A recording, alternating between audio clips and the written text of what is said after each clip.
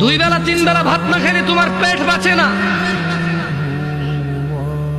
আর 35 ওয়াক্ত নামাজ ছেড়ে কি শক্তিশালী ঈমান তোমার! ঈমানের কি এক্সারসাইজ তুমি করেছো, কি ক্যাপাসিটি অর্জন করেছো ঈমানের, যেটা বছরের পর বছর মাসের পর মাস নামাজ না পড়ে এটা ঈমানদার থাকে, এমন ক্ষমতা অর্জন করেছো ঈমানের তুমি। শোনো আমার ভাই, আব্দুল্লাহ ইবনে মাসউদ রাদিয়াল্লাহু আনহু থেকে বর্ণিত, তিনি বলেন, সাআলতু নবিয়্য সাল্লাল্লাহু আলাইহি ওয়াসাল্লাম, আব্দুল্লাহ ইবনে মাসউদ বলছে রাদিয়াল্লাহু আনহু, যে আমি আল্লাহর নবী সাল্লাল্লাহু আলাইহি ওয়াসাল্লামকে জিজ্ঞেস করলাম, বললাম, ইয়া রাসূলুল্লাহ, আইয়ুল আমালি আহাব্বু ইলাল্লাহ, ইয়া রাসূলুল্লাহ,